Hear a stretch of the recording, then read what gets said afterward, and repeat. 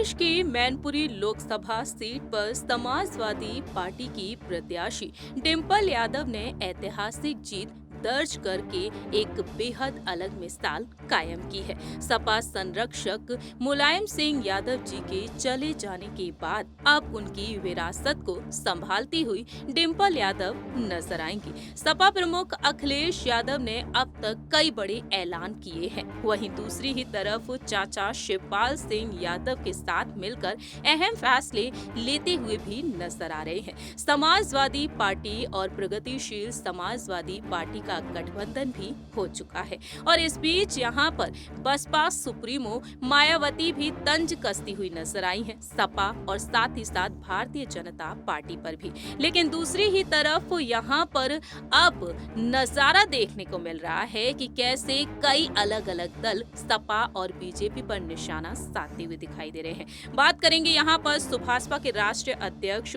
OP Rajbhar के बारे में।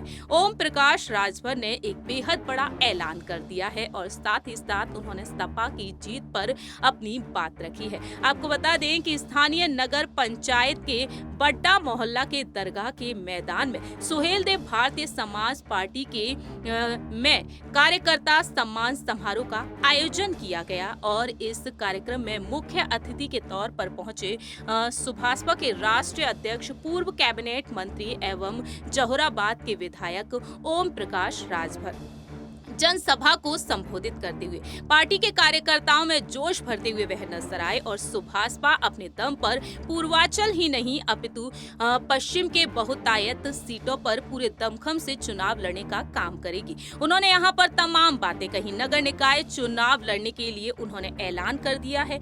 दूसरी ही तरफ उन्होंने यहां पर साफ तौर पर कहा। ओम प्रकाश राजभर ने सिकंदरपुर नगर पंचायत अध्यक्ष पद के लिए शेख अहमद अली उर्फ संजय भाई की धर्मपत्नी सायरा बानो को पार्टी की तरफ अधिकृत प्रत्याशी के तौर पर घोषित किया और कहा कि दुनिया की कोई ताकत सुभाषपा प्रत्याशी को हरा नहीं सकती है। लेकिन यहाँ पर उन्होंने सपा की जीत पर कहा कि सुभाषपा के दम पर 111 विधायक जीतने वाले को नगर निकाय चुनाव में औकात पता चल जाएगी।